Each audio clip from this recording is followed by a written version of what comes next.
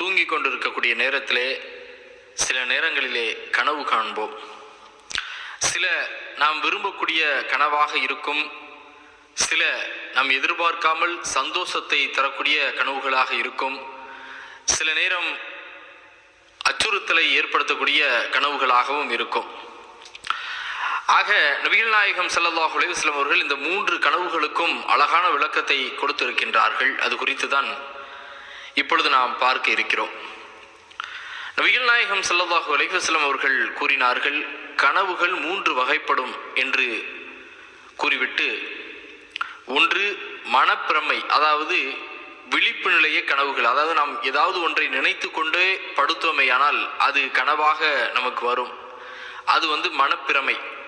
அடுத்ததாக சைத்தானின் அச்சுறுத்தலால் ஏற்படக்கூடிய, அதாவது கெட்ட கனவுகள் வரக்கூடிய அந்த கனவு. அடுத்ததாக அல்லாஹ்விடம் இருந்து வரும் நற்செய்தி.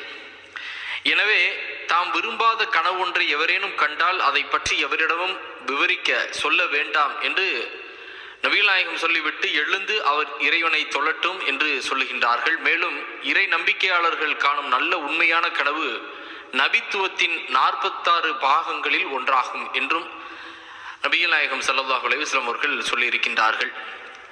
ஆகவே நல்ல கனவு சில நேரங்களிலே ஒரு நற்செய்தியோட அந்த கனவு வரும். அந்த கனவு அல்லாஹ்விடத்திலே இருந்து வரக்கூடிய கனவு ஆகும்.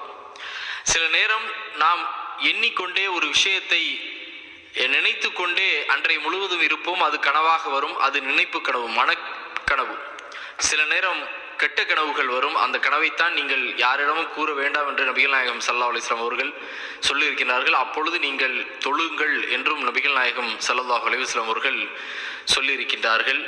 ஆகவே அருமை சகோதர சகோதரிகளே, நாம் தூங்குவதற்கு முன்பாக சைத்தானிடமிருந்து பாதுகாப்பு பெறுவதற்கு நபி ஸல்லல்லாஹு அலைஹி வஸல்லம் அவர்கள் அழகிய சில பாடங்களை நமக்கு கற்றுத்தந்திருக்கிறார்கள். அதையெல்லாம் நாம் நம் வாழ்க்கையில் ஃபாலோ செய்து கொள்ள வேண்டும்.